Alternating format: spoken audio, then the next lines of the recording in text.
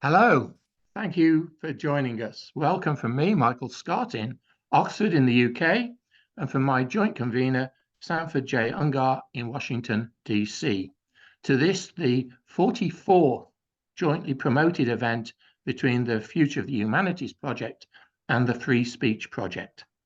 The latter is sponsored by Georgetown University and the former by Georgetown's Humanities Initiative in association with Campion Hall, Oxford, and the Las Casas Institute for Social Justice, Blackfriars Hall, Oxford.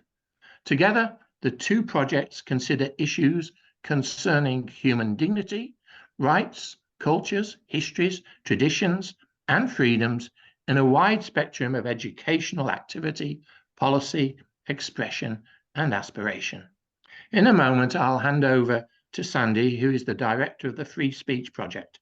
He will introduce today's distinguished guests and moderate the ensuing discussion before I return to chair the question and answer session in about 45 minutes' time.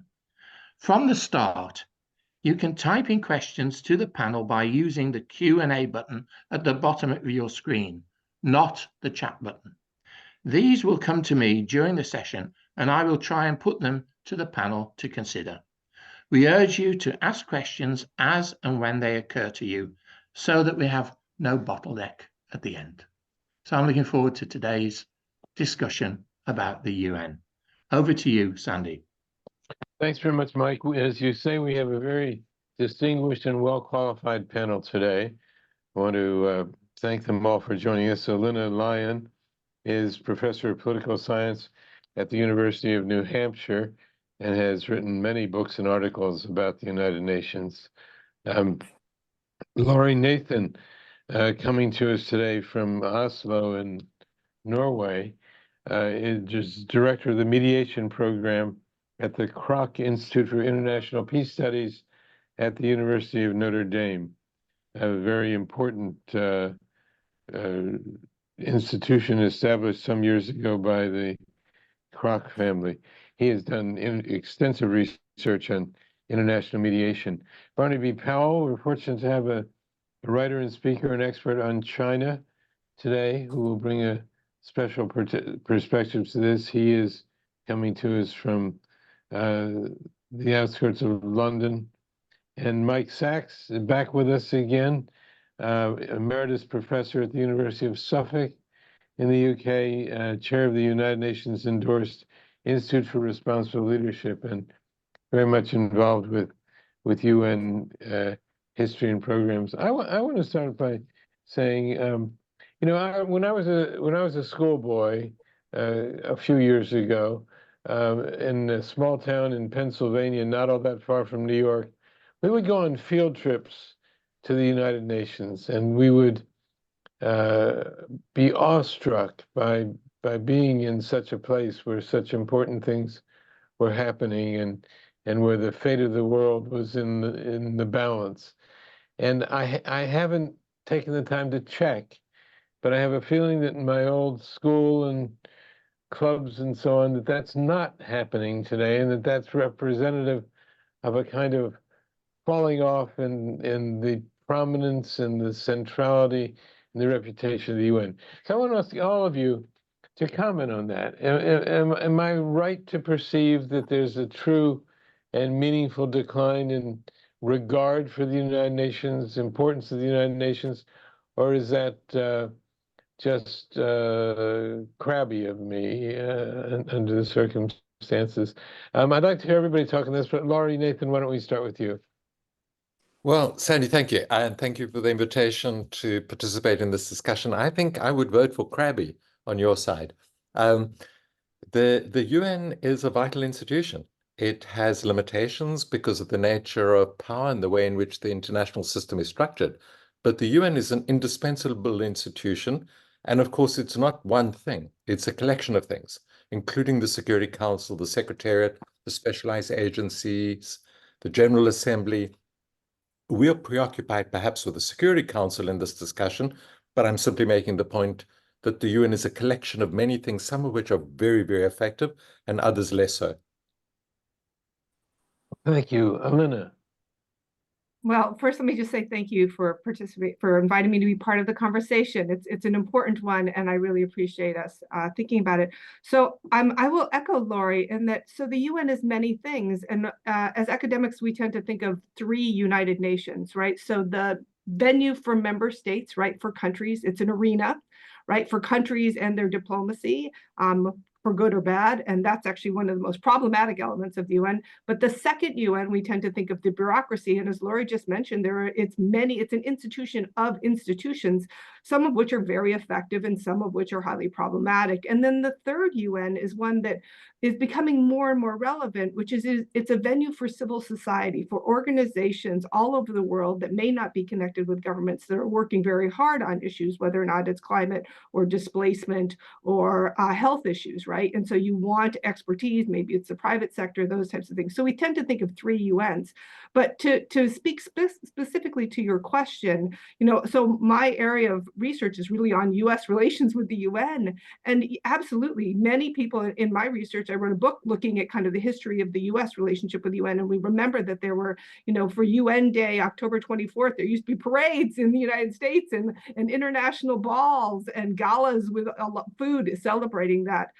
There have been a lot of tensions, and a lot of that comes, I think, in the 1970s with Vietnam, prior to the 70s with Vietnam, and then during the Vietnam War, there was concerns, and the American leadership has been really, there has been bipartisan bashing, and we've used the UN here in the United States as a scapegoat for many different things, which really, in terms of public opinion and support for the UN, has diminished over the years, and you can actually see that in the data. So, Sandy, your field trips have definitely diminished, and many Americans don't know much about the UN these days. The literacy is quite low, and have very little understanding of its capacities. Well, that may be due in part to the rather low level of coverage of some of the routine activities of the United Nations in the media, which we'll get to later. Mike Sachs, you've done a lot of work with the UN. Are you satisfied that it's still a vibrant institution? Yeah, I am actually. And it's not just because I'm the chair, as you said, of the UN-endorsed Institute for Responsible Leadership, and obviously do a lot of work, going to Geneva and other places, briefing diplomats and ambassadors. But it's also because in my heart of hearts, I, like Laurie, actually see it as an essential institution. It's not just a sort of piece of fluff, which is becoming a relic. And in fact, on my visits to Geneva, as opposed to New York, it's typically teeming with students. And I think there may be a bit of difference, a different frisson, on the other side of the Atlantic in terms of how it's regarded. But certainly in terms of my academic profile and my belief in responsible leadership, it is an essential piece in the jigsaw. And I will agree actually with both Laurie and Alynna that basically the UN is a box of many things. And I think that while we may be tempted to talk predominantly about the Security Council, I think it's also very important to talk about other aspects of the UN, in the abstract, including not just peace and security, but human rights, humanitarian aid, issues to do with sustainable development, and indeed the maintenance of international law, because I think in many ways they are all interlinked. It's not just the Security Council. There is obviously the wider chamber, for the UN of the 193 member states. And I wear with pride this little emblem on my lapel, which is the Sustainable Development Goals, represents the Sustainable Development Goals, of which one is about peace. And so it is also a question of looking at the wider whole and then perhaps narrowing into the specific subjects, specific societies, specific issues that we see as most relevant in this kind of maelstrom of activity. Thank you. Barnaby Powell, you're an expert on China, very involved with China. And I wouldn't say an expert. I just have a huge investment, having spent a lot of time there. All right. Many people talk about the danger of a future new Cold War that would be Oh, between yes. the United States and other countries of Yeah. the West on the one hand and China on the other. Will the UN be able to help prevent that from happening, do you think? Well, I mean, the avowed intention and purpose of the UN is to stop people fighting each other. In other words, warfare. I'd like to frame my comment by saying that I'm an old man now, and I look forward very much, and it must eventually happen that we form some sort of world government. And to that end, we obviously need to get people to make common cause to deal with all these big existential problems, global warming, food security, etc. Now, the UN is an obvious starting point, an obvious forum for discussion as to achieve ways and means of perhaps bringing that about. The Chinese claim at the moment is that they are, to a certain extent, not say marginated, but they are treated as something other, a different sphere because of the different tradition and culture. And they are very keen to achieve a reform of the United Nations to reflect the interests of many other parties, namely, chiefly the developing countries. And it would seem to me to be essential that the United Nations accede to this sort of request. So you are content that the UN will have good things to contribute in this direction? Oh, yes. I mean, it is the obvious and only forum for, as a starting point, a platform towards achieving some sort of model for world government.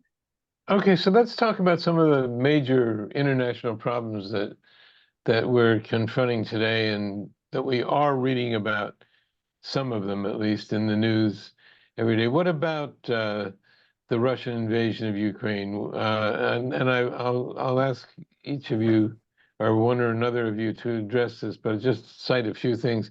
The Russian invasion of Ukraine, the lack of a solution there, the Gaza Israel crisis that's going on now since October, the Houthi attack on the government of Yemen, the crisis in Sudan.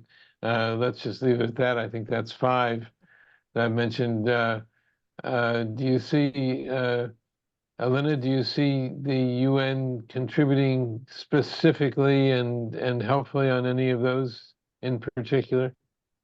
Yes, so Sandy, that's a pretty big basket of challenges, right? So these are, in some ways, we call these polycrises, right? So, and they're different. Each one of them is very different. Cool. Maybe I'll start just with the Russian invasion of Ukraine.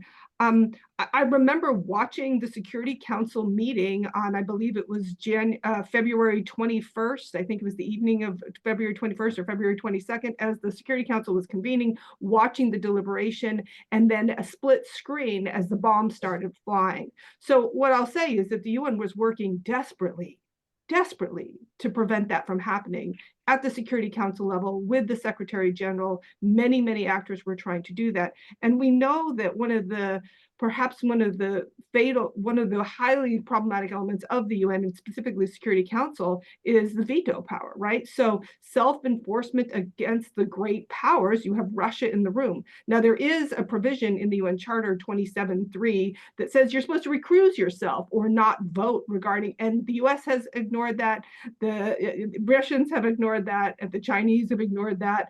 And so, I mean, it's set up to be functional, and yet the great powers choose to not abide by those. And so I will say there are pieces that the UN has been effective here. And one, there are 2 things. One, I'll say for the Human Rights Council, there are 2 things. One, the UN General Assembly voted, and 141 member states said that this is a violation of international law. And what the Russians are doing is not upholding this violation of sovereignty, and there was a lot of list of grievances that basically called out Russia as to what it's doing. The other thing is Human Rights Council, just a month later, voted to suspend Russia's membership on the council. In addition, there's a lot going on the ground, and I think it's very difficult now that the bombs are flying for the UN to operate all that effectively. Behind the scenes, hopefully for ceasefire, I know that's worked, but there's been challenges with the Ukrainians too, who want all of it back, right, and who don't want to compromise on their sovereignty. But the other thing I'll just say is that the UN is providing documentation, and there is enormous amount of information manipulation, and they provide a really essential place of truth, right, of what has been documented, what is out of the different allegations from different sides, and at some point that's going to be enormously valuable. And then we do know that someday the bombs will stop flying, and the UN will play an absolutely essential role. Mike Sachs, what do you point to? I mean, it doesn't have to be my basket of crises. It could be a different crisis where you think the UN is making a difference today. Yeah, I think that the UN basically is between a rock and a hard place in a way, because it is vital. There is an organization. The UN is not always effective, but then it's working in a very turbulent world, and not least in relation to the Ukraine-Russia conflict. And I think, as Alynna has said, that you need to recognize that this is not because of a lack of effort or a lack of will on behalf of the UN. And I think this is testified to by the massive support that the UN has provided with the refugee situation, for example, in Ukraine. And not just that, there are other aspects as well, because as we probably know, that Ukraine is the breadbasket of the world in terms of wheat supplies and so on. And the UN has provided a lot of support in trying to ensure that food supplies come out of Ukraine and go to what primarily the developing world, actually, which you mentioned earlier in your introduction. And so this isn't a case of lack of will.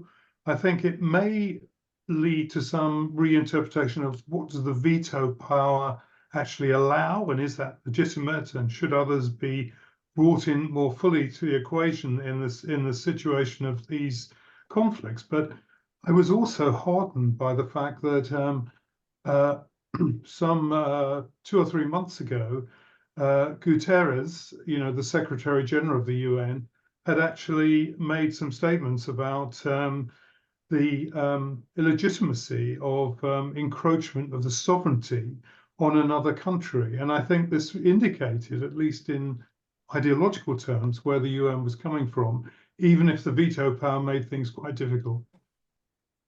Laurie, you're in Oslo at the moment, which is at an institution which is bound to be a supporter of the UN, I suppose. What do you have to say? I mean, I have a sober, realistic expectation of the UN. The UN Security Council is a collection of states. And more specifically, it's a collection of powerful states, not least because the permanent five have a veto and are able to block progress. So in that sense, the Council is a reflection of global politics. It's not a perfect reflection of global politics, but it certainly is a reflection of power at the international level. It doesn't transcend that. It can't transcend that. It is not a world government. It's not a world executive. It will never become that.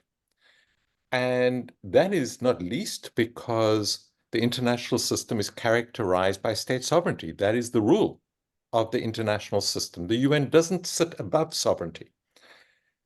We could debate that from an international law point of view in terms of Security Council resolutions, but that's the realpolitik. That is an inescapable limitation and constraint, as the other panelists have said.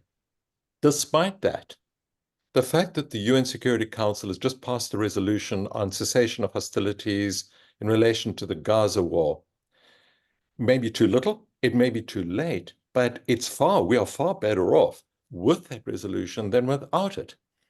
So it's an imperfect institution, the Security Council, but better than no institution at that level. I would add, from a more idealistic or normative perspective, the UN is the single most influential actor globally in terms of the development of liberal and progressive norms.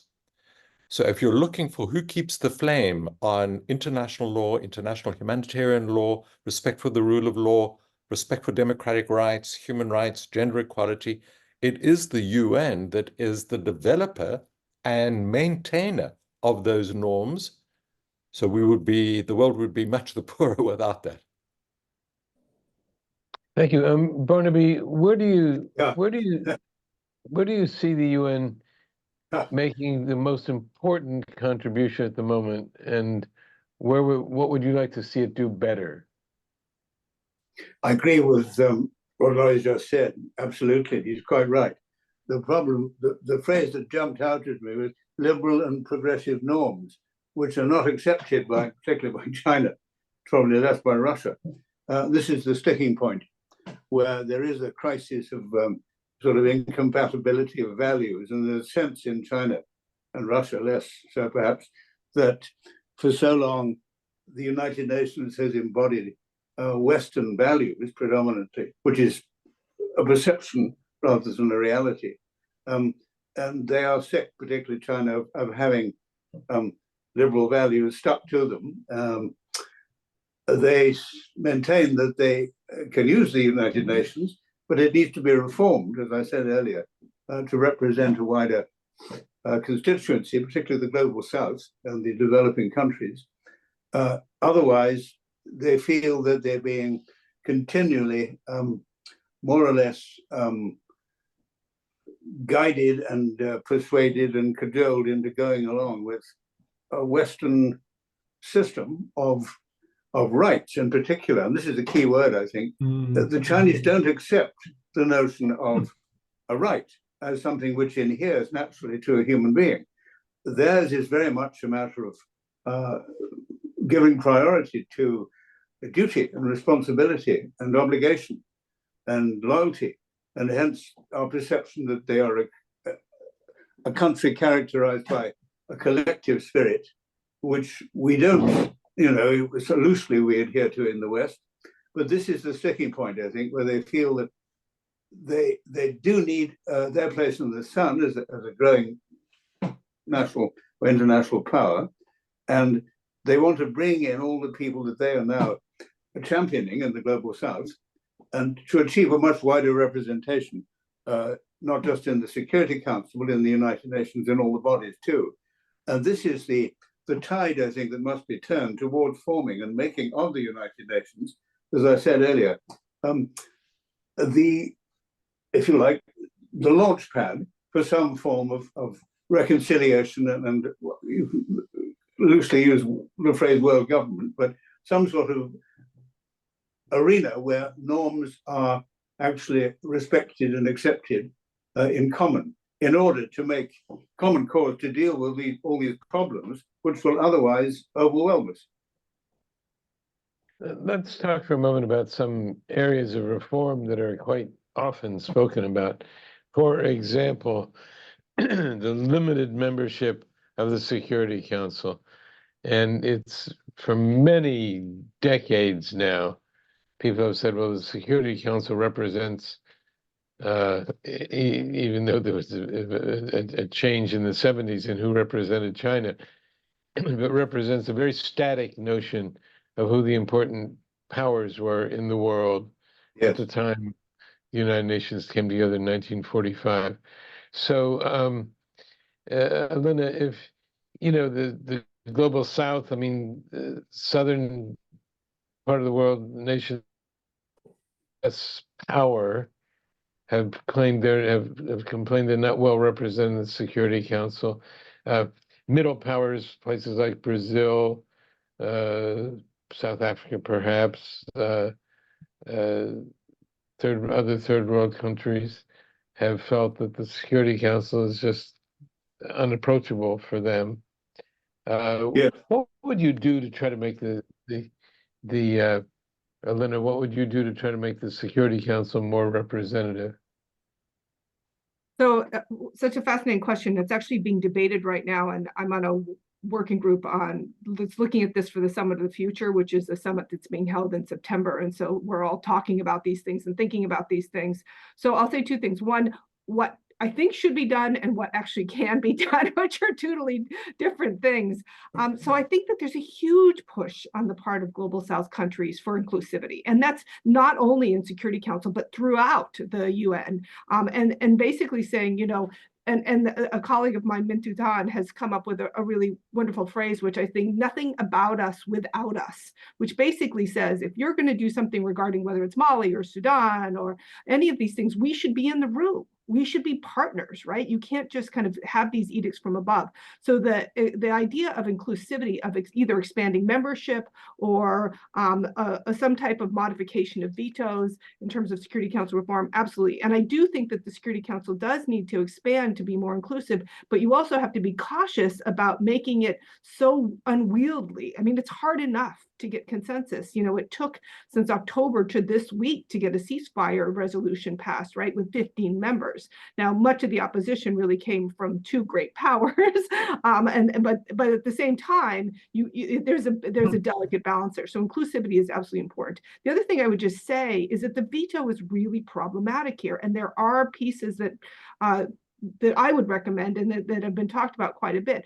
For example, I think that if there are situations of mass atrocities, that human beings are killed in mass, veto should be off the table.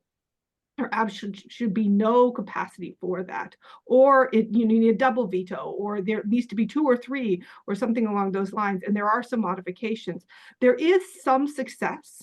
I mean, the success in terms of UN Security Council reform is just tiny tinkering, but there was a resolution that went through the General Assembly by Liechtenstein that held it for like 20 years that basically says now, if a country vetoes, then the UN General Assembly will meet. So it's at least some kind of accountability mechanism. You can't just veto, shut down all UN operations and walk out the door, which is what many great powers have been able to do.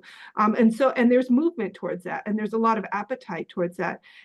Just a reminder, though, in terms of what can be done, in order for the charter to change, which is what you would need for Security Council reform, you need 2/3 of member states, so 2/3 of 193, and all permanent 5 members. And so for the P5 to willingly dilute their power at a moment of very high great power politics, it's barely, I'm not optimistic that we're going to see that in the very near future. Laurie, I'm interested in your thoughts about Security Council reform in the media around the world. Yeah, I don't think it's going to happen for the reasons that have just been spelled out. Any significant reform would require the endorsement of the P5. That's not going to happen. If I had my way, so just to be clear, the P5, the P5 are the China, Russia, the UK, France, and the United States. Correct. Sorry, the permanent 5, and the abbreviation is the P5. Right. The permanent members that have a veto. So they have the status being permanent members. They're not rotating members, and each of them has the veto. For me, the ideal reform would be no veto at all. Scrap the veto, and you could raise the bar to prevent inappropriate incursion into domestic affairs by saying that a 2/3 majority or 3/4 majority is required for resort to coercive measures or authorization of use of force. So you wouldn't just have Security Council willy-nilly interfering in domestic affairs of states. I think from a mediator's perspective, it's also worth bringing into the picture the good offices of the United Nations Secretary General.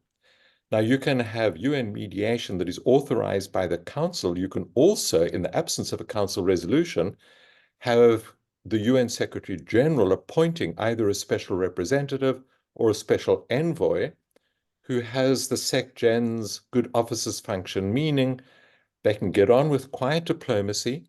They can get on with mediation behind the scenes. It doesn't have the profile and drama of a Security Council mandate. This is not widely reported because the activities are necessarily discrete. My research on this and the research of others is that the UN is very often effective at preventive diplomacy. In other words, there's a conflict with a low level of violence at great risk of escalation, and quiet diplomacy douses the flames. This is not widely reported, not because it's discreet, or not only because it's discreet, but because it's not newsworthy. This is the dog that didn't bark. So when the UN fails at mediation, you have civil war, Yemen, Syria, Sudan, South Sudan, etc. When they succeed, it's not a big news story because, well, there wasn't the war. But I think there's quite a lot of research on preventive diplomacy that highlights realistically some measure of UN efficacy with its partners that are sometimes countries and sometimes regional multilateral bodies.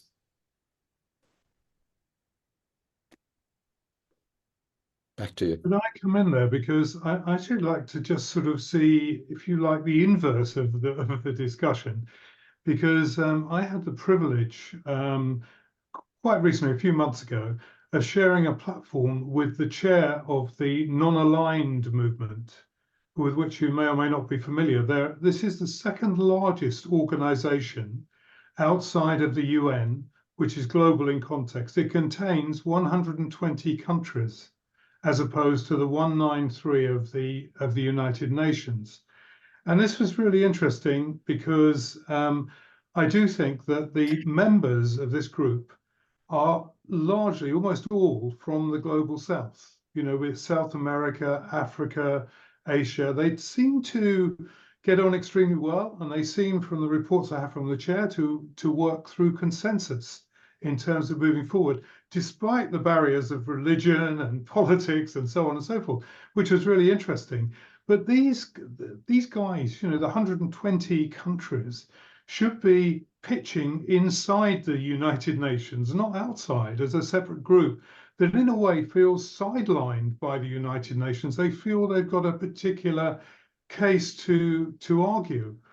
I mean, I get around the shop quite a lot, and recently too, we've just signed up as a fellow of our Institute of Responsible Leadership, the Assistant Secretary General of the Commonwealth, who, oversees the work of and the operation of governments in some 56 countries. And, the Commonwealth is a virtuous, if a colonial type organization. But together with my observations on the non-aligned movement, I think both these cases highlight the question that Laurie was posing earlier about where will we be without the United Nations? Because these groups do not cover the world. They're not globally inclusive in the full sense of the word. And we need the UN perhaps to be a little bit more alive to the need to include all parties, including the global south as well as the global north, on a more equitable basis. And that's maybe something that needs to be looked at as we move on further.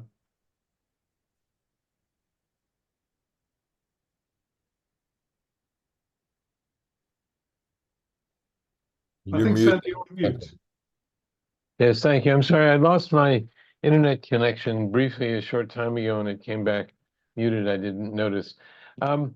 Is it, in an odd way, I know this is would be regarded by many as a radical question, but Barnaby, do you think one of the disadvantages of the United Nations is that its headquarters are in New York?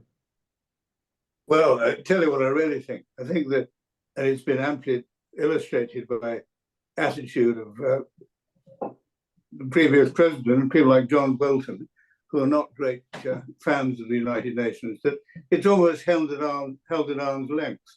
It's not really, they don't buy into it, the Americans. That's the impression one has in Europe.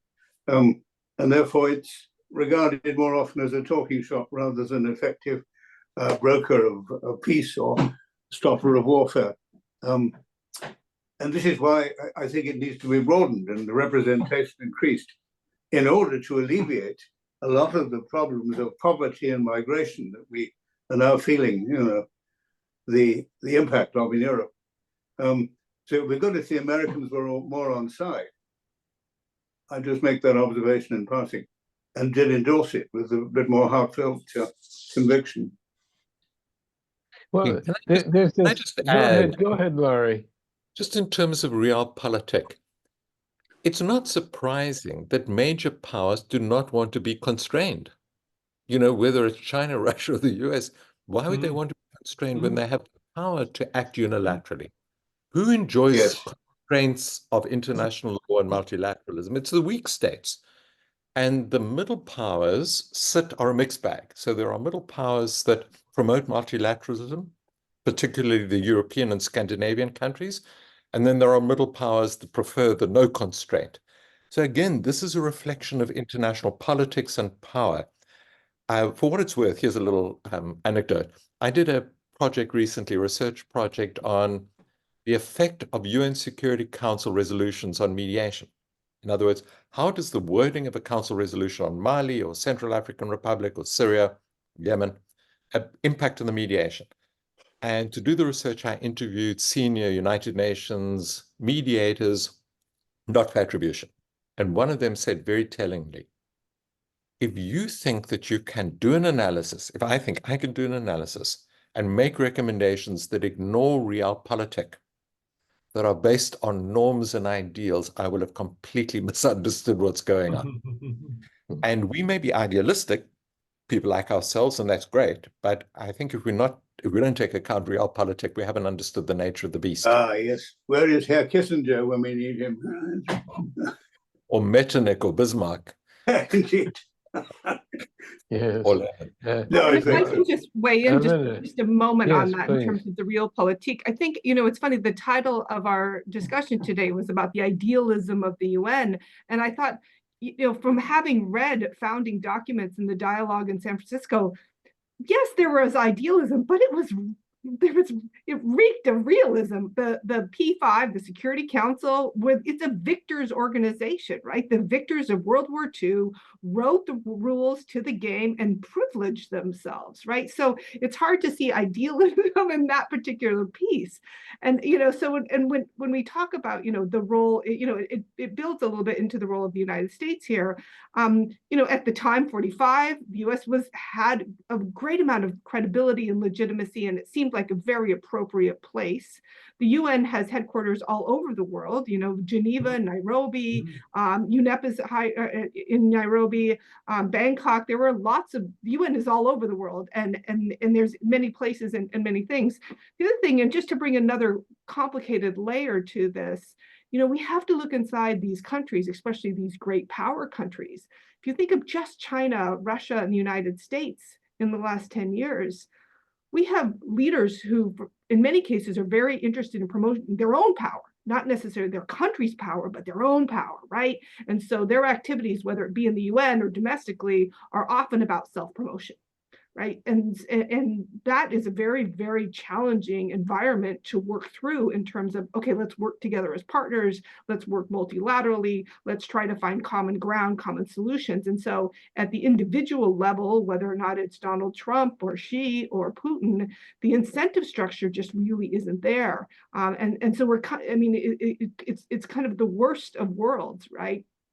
But just a footnote there, that can change. Right? Leadership can change.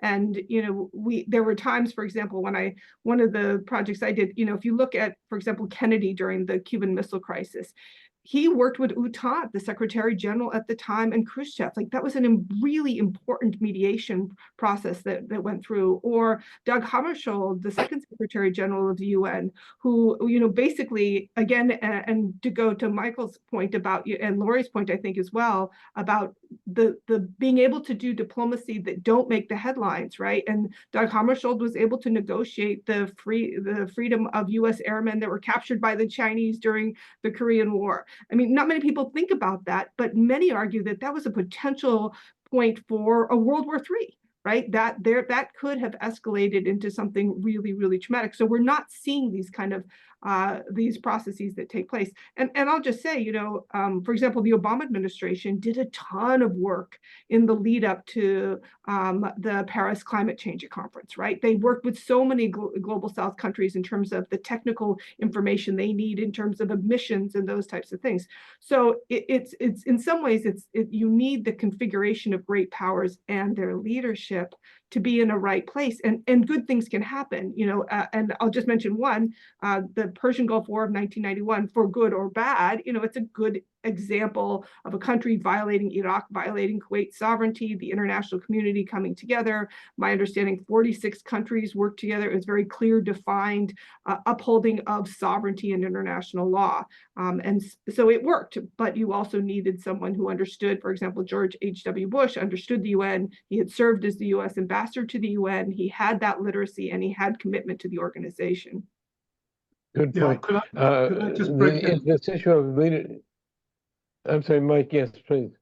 Sorry, yes, I was just going to say that just in relation to responsible leadership, I edited a book about a year ago with the UN on responsible leadership essential to the achievement of the UN Sustainable Development Goals. And in that book, there was a really good chapter on the Paris summit, on climate change, because I think climate change in some ways highlights the problems that the UN faces. Because in this chapter, it was really talking, it didn't use this metaphor, but I'm going to use it, that the different states are like crabs in a bucket. They fight amongst themselves rather than helping each other to get out of the bucket.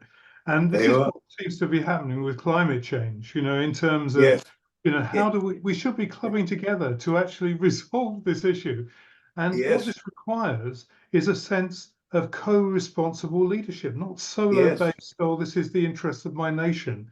And how you get to that is something which is over and beyond the UN. The UN can facilitate, they can try, but it is, at the end of the day, down to the nations to actually come together and to realize that if the planet implodes, we won't need to be talking about peace and conflict and all these things again.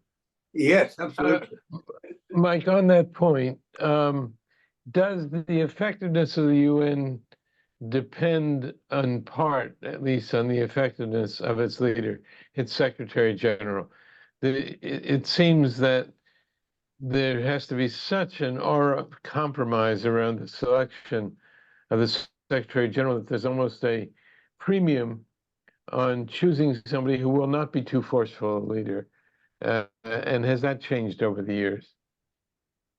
I think it's been a bit of a switchback ride. We've seen some great secretaries general. Some have not been so strong, but I would argue that more than anything, we need to look for responsible leaders of the nations themselves. This is the nub of the whole issue, and I think our particular, for the Institute for Responsible Leadership, our particular symbol in our logo is Nelson Mandela. And, he was very self-effacing, despite all his period in jail and so on. He was quite prepared to have conversations with the ringleaders of apartheid and work their way through to get, a more positive scenario moving forward. I think that when we look around the world now, it is difficult to see so many of these kind of emblematic leaders who we could perhaps look to and put on a pedestal and say, look, this is an example of someone who is a great leader who we should look to emulate. I think it's more easy, to be honest, now than perhaps in the past, in the recent past, to see a collection of leaders who you might say were irresponsible. And I think we always need to look at the inverse. So that's my key point.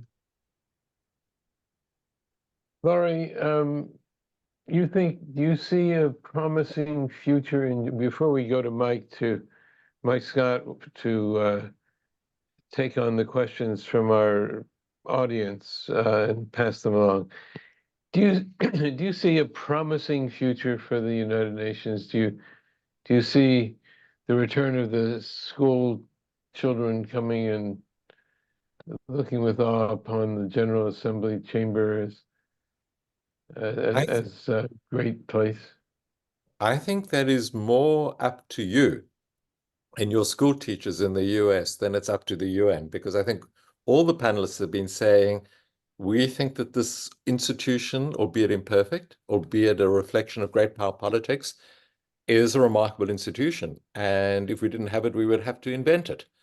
And we can be critical of it, and I've been critical. But let me balance the criticism and the emphasis on realpolitik with a more idealist perspective in the sense, and I'm not being romantic, without the UN, who would care about women's rights at the global level? In individual countries, that would be the case. Who would care about slavery that is still practiced in some countries? Who would care about torture? Who would care about international humanitarian law and the Geneva Conventions? Who would care about Article 2.4 of the Charter that prohibits use of force by states against other force? So the UN is the institution that holds these treasured values that create the potential for order and stability and democracy and protection of rights. Now, member states don't always abide by these rights, but that's not a reason to walk away from the institution. At the end of the day, it's the final bastion of these rights. And I take Barnaby's point earlier about the Chinese perspective. I think it's a matter of concern to many in the global South that these norms and values, which we as individuals cherish, look like this is part of a Western liberal hegemonic project. Yes. This is the secular version of the old Christian civilizing mission. I Yes. see the concern, but rather rule of law than no rule of law, rather respect for human rights than no respect for human rights. I have to add, since it wouldn't come up in my bio introduction, I'm a South African. I worked with Mandela. I was a member of the African National Congress when it was banned. I was in the liberation struggle. I have lived in a country under apartheid that did not respect human rights, that did not respect the rule of law, that did not respect prohibition on torture. I would rather be in a country that respects those rights than one that doesn't. So it's a contestation. Yeah, if I could just add one quick point. So Please. again, not probably in my bio, but one of the things that I do is I'm a faculty at a university, at a public university here in the United States, and I am faculty advisor to Model United Nations because of this. And every spring in March, I bring a group of 25 or so students to New York.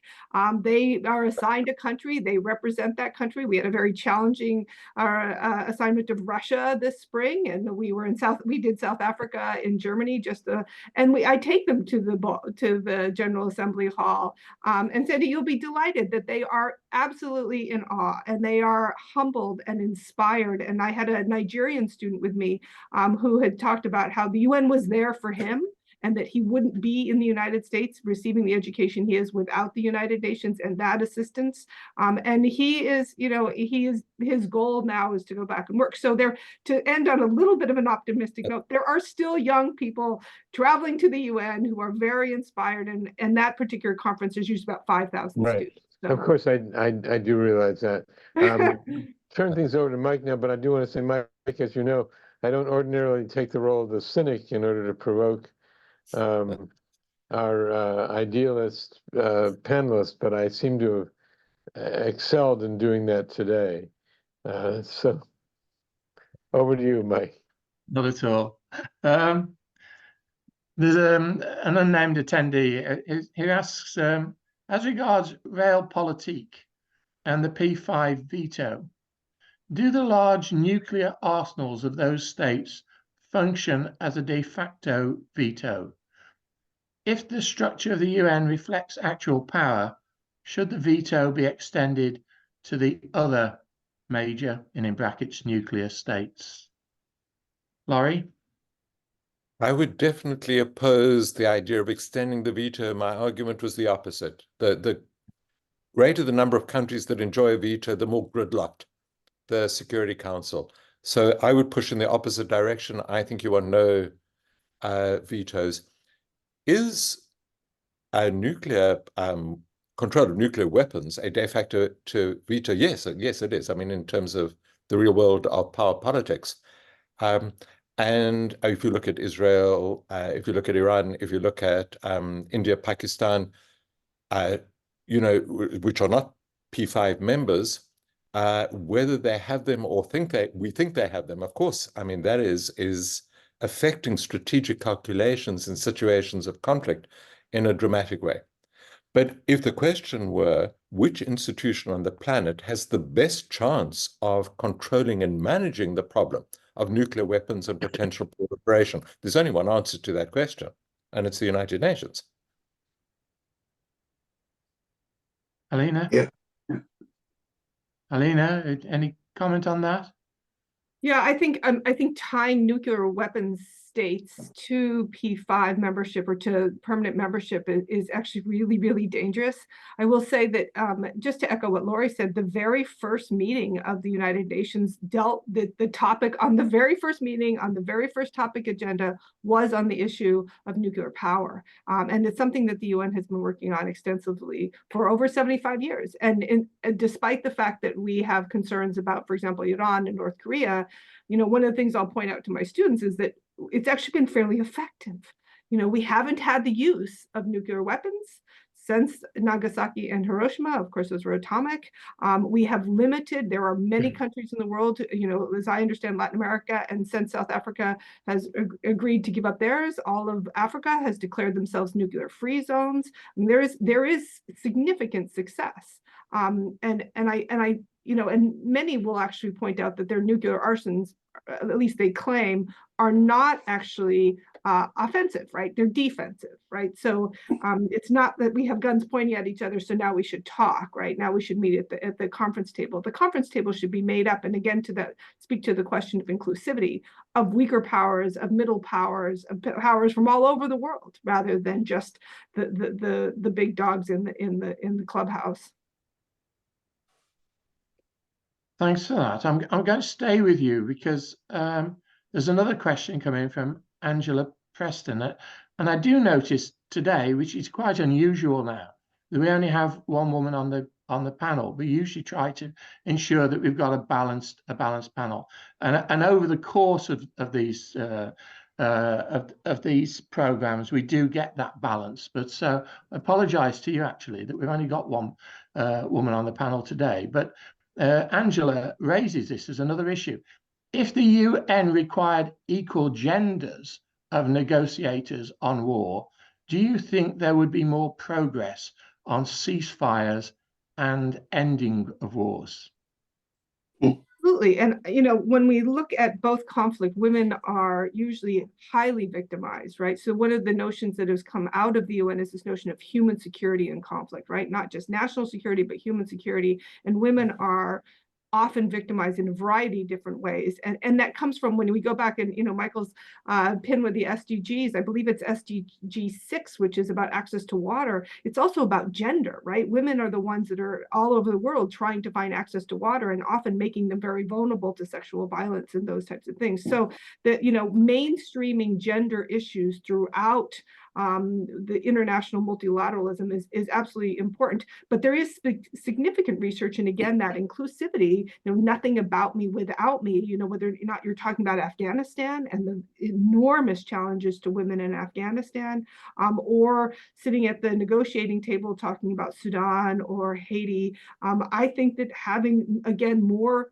diversity and inclusivity, particularly women at the negotiation table, is essential. And there's lots of research, especially in peacekeeping, that if women are part of putting together what these peacekeepers will be doing, the peace kept, if you will, that there's much higher probability of success, right? So that they're not they're in the conversation. They're the ones that are also talking about what are the needs. And I think it was Michael and Lori both pointed out that when you're talking about conflict, you're not just talking about violence, you're talking about access to food, you're talking about displacement, education, health, that, it's collaborate, there's a combined challenges, and women are at the center of so many of those. Thanks for that. Mike, do you want to come in on that? Yes, please, if I may. I mean, I am totally on board with the fact that we need to advance women's rights. And, we are in a situation in a world where there is a massive amount of violence against women in many societies, where there are glass ceilings that women struggle to break through, which are really not acceptable. However, I would say that we perhaps fall into a trap if we see on the other side of the coin as men as being all red in tooth and claw, because I think there are leaders in all senses of different genders who are great leaders, including women, of course, in terms of taking things forward.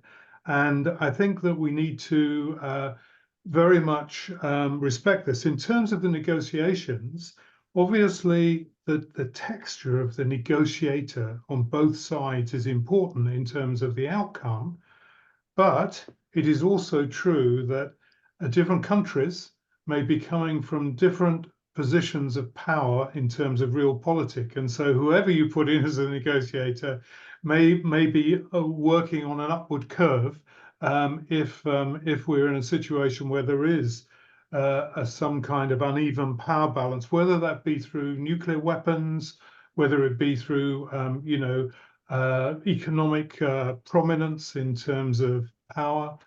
And so I would actually, if you like, dilute my earlier comments about responsible leaders on that basis as well, because it isn't just about having great people in the positions. It's about understanding the realpolitik, to coin sort of Laurie's phrase. And thanks for that. Sue Osler wonders about the UN in relation to NATO. Doesn't the UN cover a lot of the same ground as NATO? What is the kind of relationship there? Does it imbalance things or does it help things? Barnaby. Oh.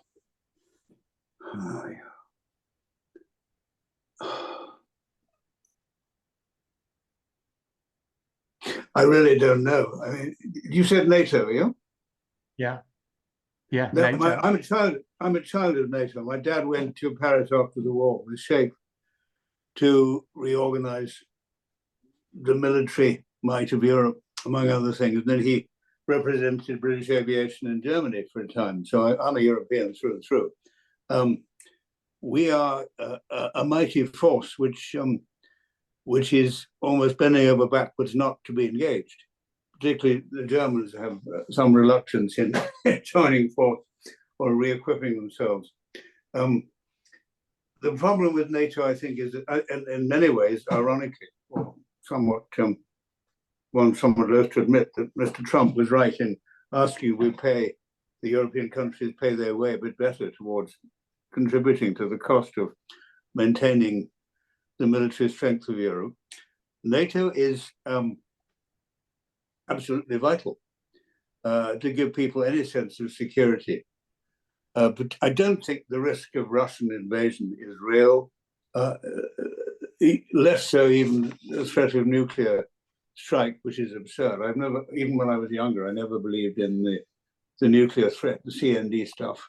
I thought it was nonsense. I still do. It's simply not going to happen for obvious reasons, which I don't need to go into. But we do need to be prepared, and we do need to spend more on the budget. Please. I move to Laurie on this one about NATO and the UN relationship. Well, no, I've just used go to Laurie now, please. Okay, they're completely different institutions. They have different functions, different membership, different orientation. NATO is the defense alliance, premised on an attack on one is an attack on all, and it has limited membership. It's absolutely nothing like the United Nations. You could, in security terms, refer to the UN as a collective security system, but it's not a collection of armies and member states committed to defending each other when any of them are under attack. But Michael, since I have the floor, can I just take advantage and come back to the earlier question about women negotiators? I think it's worth, for participants and audience that are not familiar with this issue, there's a critical UN Security Council resolution. It's referred to as Resolution 1325.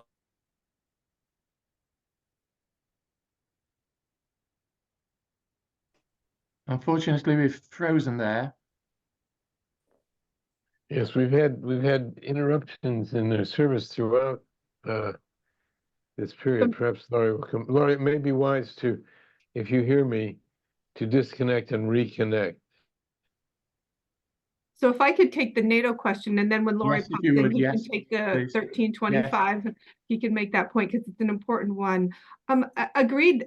You know, the United Nations is the only international governmental organization with universal membership and universal scope, which means it's got all countries member states can be part of the United Nations, and it can deal with all issues from women's health to climate change to nuclear proliferation to terrorism to cybersecurity. I mean, it has that level of scope. NATO does not have that scope. NATO is very clearly a security organization. Now, I will point out that there's been times when the UN and NATO have worked together quite effectively, right? So the UN was supposed to have a standing army. The UN does not have a standing military force. It does not have military capacity. That was actually in the charter, Article 43, and it never came about. But there have been times, for example, within Kosovo, within Afghanistan, Libya, there have been many times in which the UN has actually authorized, although Kosovo is a tricky one, we can get into the legal issues there, but authorized NATO to implement some of the UN Security Council resolutions. So they can potentially be complementary. But will point out that the Chinese are not going to be thrilled about that, nor are the Russians. So it's political, but again, completely different scope in terms of membership and the mandates in terms of what they can and should be doing. Yeah, could I also add that basically just on the NATO issue, yeah, I think it's rightly identified as being quite different in kind from the United Nations, but it does in some ways raise the issue which has been out there, which is should countries be on the Security Council, or should it be blocks of countries? So NATO probably wouldn't be an appropriate body, but the European Union might, for example. So this is one of the issues which has been raised to counter the power of individual countries in terms of veto. Good. Thanks for that, Mike. Can we get back to Laurie? You're muted, actually, Laurie. So, sorry, the powers that be, the gremlins up there, connected me because I was talking about women's empowerment. I just wanted to conclude by saying, in my experience as a practitioner, I have not seen women more effective or less effective than male negotiators or male mediators. I can't see from experience a difference, but what is very evident in practice is that women mediators and women negotiators raise gender issues, and men tend not to do that. And of course, there are exceptions.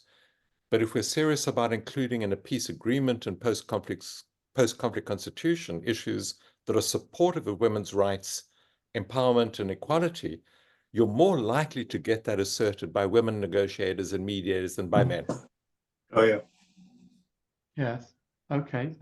Thanks very much for that. There's a question in from Andrew Condon.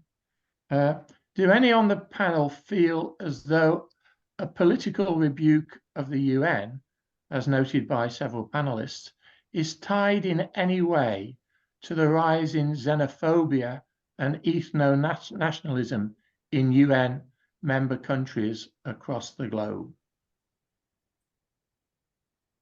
Who wants to go on that one? So I only have the perspective Okay, of the United States, but I'm happy to just quickly mention that. So I don't know about xenophobia.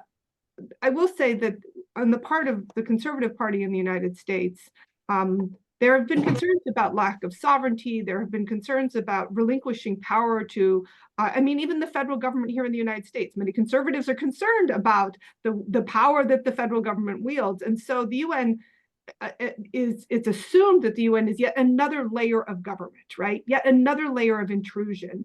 And so it has been a target, again, as I said before, since the 1970s by many as having, and sometimes they have no understanding of the sovereignty restraints on the UN as another tool or instrument of, violation individual rights. Again, it's very different than Barnaby's point about the Chinese and this community level. And so that narrative has fed and there were times, in my home state of the state of New Hampshire, there was a resolution passed within the State House rejecting Agenda 21, which is a very innocuous resolution that is making a commitment to the sustainability. The UN has been created as a boogeyman, right? So, and especially as kind of the term globalism and globalists within the United States has matured, the UN epitomizes globalism, right? and why should we as Americans care about the rest of the world when we have our own challenges domestically? And I will say that leadership, going back to Michael's point about leadership, hasn't made a great argument about the fact that there is significant interdependence, and one thought that maybe COVID and a global pandemic might make that point, that what happens in Wuhan, China may actually have a significant impact on your economy, and many, whether your kids can go to school tomorrow. But that particular anti-globalism, which can be tied up with xenophobia and many other kind of nefarious concerns, can get all wrapped up. And we definitely see that here in the United States. Yeah. Thanks for that, Barnaby. Yeah, well, you say that the UN epitomizes globalism. Does it? I don't think the Chinese would agree in a hurry. No, I think globalization, I think we've never really arrived at quite what that means. It seems to be declining and fading now, and having being less of a preoccupation with the collapse in so many things as a result of COVID, trade wars, which are vital, particularly for the developing world in the global south, the maintenance of trade and the alleviation of poverty. Go back to the globalization, true globalization, which would be a realization on the part of the great powers that we need to make, as I said earlier, common cause in the face of a real existential threat. And until we recognize that, it's got to be something rather more serious than global inflation. It can only be something as serious as global warming, where, if the sky falls, we're all for the high jump, and it's all over. So the United Nations is the model, or the launch pad, or whatever phrase you want to use, the platform for that initiation of that common cause, which has to be made by the major powers taking the lead, obviously, towards working together to defeat these threats and overcome them.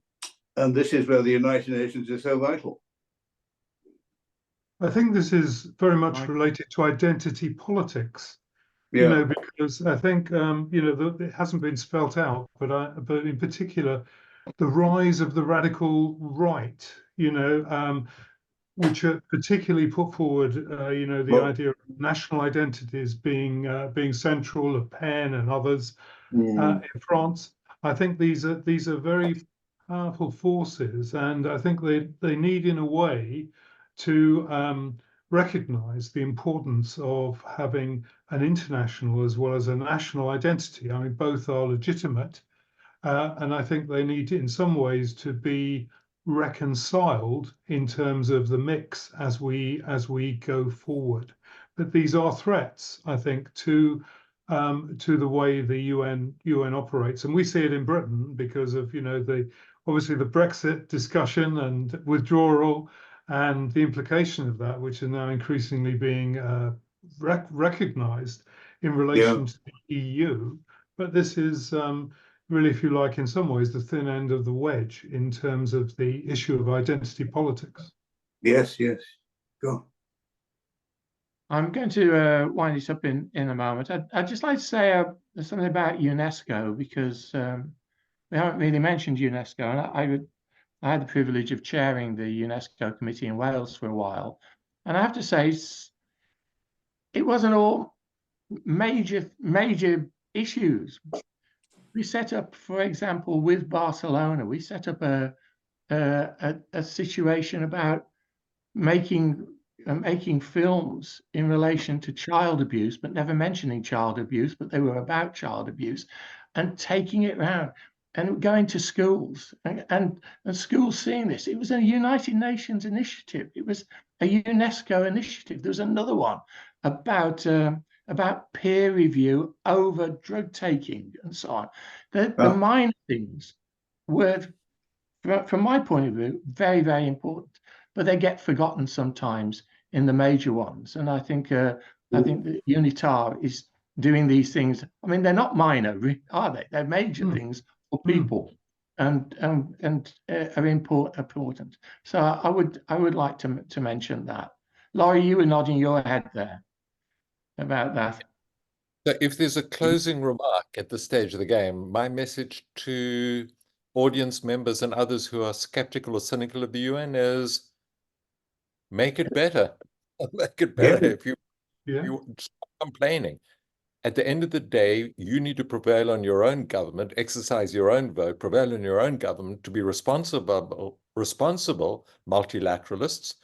And if you want to press for UN reform, stop complaining and press for UN reform.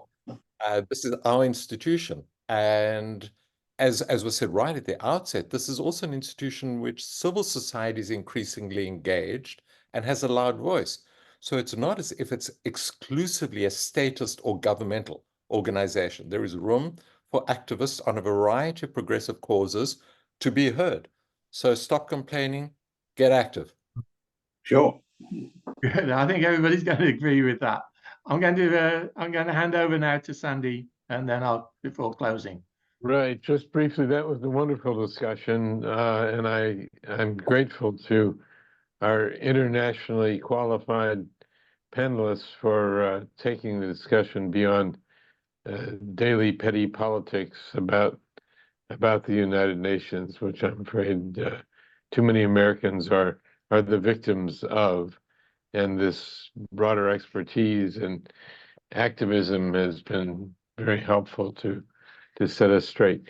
As usual, I want to thank everyone who helps us produce these monthly programs. I think we've established that this is number 44 in we started at the depth of the pandemic, and Mike Scott and I have been doing this ever since then. We're very proud of what we've done and appreciative of the contributions of all our panelists. We're also thankful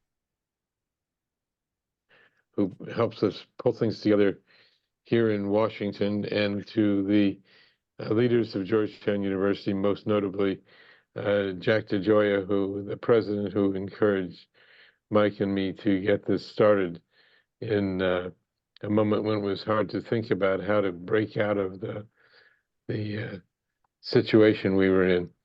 So we're grateful for that too, and to other leaders of Georgetown, Tom Banchoff, the provost, Bob Groves, and others for helping us. And I know I've met the people in Oxford who were so helpful on Mike's end as well. So thank you all who joined us, and keep coming back, please. We'll have another on Russia and Ukraine in July coming up. We'll get that date out right away. Mike? Yes, well, thank you, Sandy, for chairing the panel. Thanks to Mike Sachs, Barnaby Powell, Laurie Nathan, and Alynna Lyon for a really terrific afternoon's discussion. As you were saying, the next free speech project, the Crossroads International Dialogues in an event in association with Future Humanities Project, will be on Wednesday, July the 17th, and we'll be returning to the issue around the Ukraine-Russian war. So as not for us to forget that conflict, whilst we're looking at other conflicts, I'm afraid, through the world at the moment. There are so many of them. Anyway, we're going to go back to the Ukraine-Russia war on July the 17th. Cultural Encounters is on hold for the moment for the summer, but Cultural Encounters, books that have made a difference, will be returning, and it's on the 21st of October, the first one, and it'll be Professor Philip Booth from the University of St Mary in Twickenham, who'll be talking on that day, the 21st of October. For today, my thanks to everyone. My thanks especially to you for your support for our various series. I'm Professor Mike Scott, my Fellow and Senior Dean at Blackfriars Hall, Oxford. You can follow me on Facebook as Michael Kerr Scott or LinkedIn as Professor Michael Scott. Until next time, take care, keep safe, have a good summer, but be with us on 17th of July. Bye-bye. Thank you, everybody. Bye-bye.